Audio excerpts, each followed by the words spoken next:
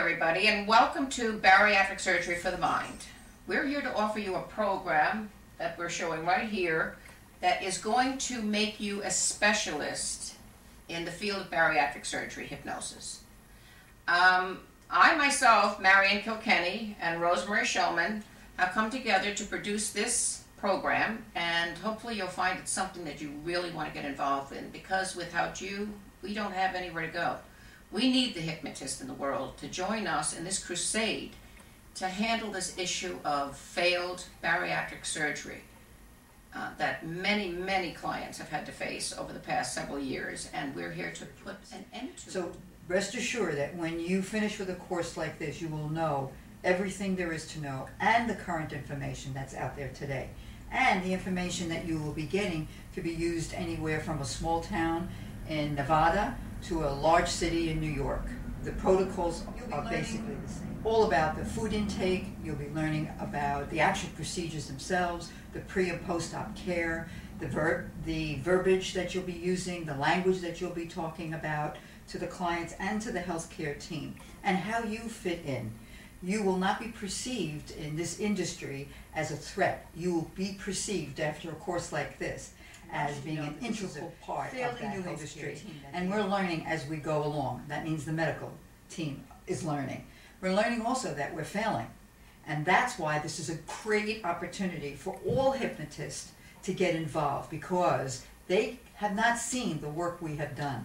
They, in the past, have viewed us as somewhat of a threat. But now, with something like this, we can enter into that industry, into that world of medicine, which we tried to get into for referral base. Now we can go in with a huge amount of information, and we can show them that we are knowledgeable and we are an integral part, that they need us to help with caring for these clients. You know, these are different kinds of clients that you've been dealing with. This is morbidly obese. These are people who have at least 100 pounds to lose. So, you know, as hypnotists, we've dealt with weight management.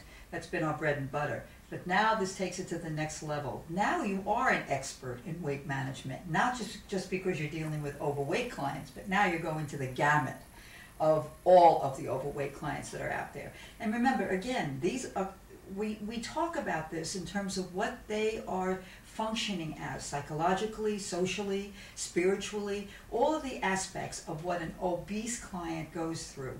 And you can rest assured there are 100 times more problems that are dealing with those clients than the clients we've been seeing as overweight clients. That's right, and I also want to point out the fact that we deal with 4 different groups of clients. One of them, now the first one would be the pre-surgical client, somebody who's approaching this, has fear to deal with, has change of mindset to deal with.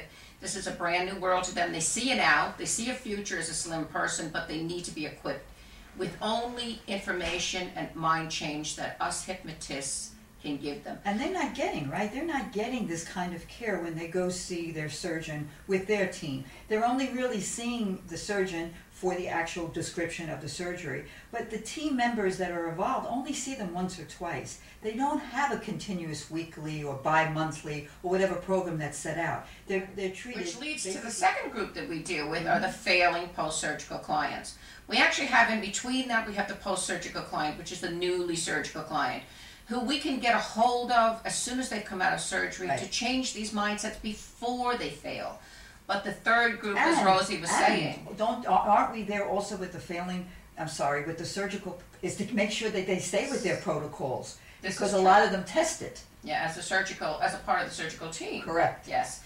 Then we deal with the failing post-surgical client, and this is going to be the bread and butter of what we have to offer here. Right. Because anybody who's failed has gone through the surgical process and has come to the other end of it, and now is back to where they began. They feel, failure can't be described strong enough to explain how these people feel. They feel like they're completely at the end of their rope. And, you know, when you're 450, 550, 650 pounds, that rope is very, very short. Believe me, they need your help more than you can ever imagine.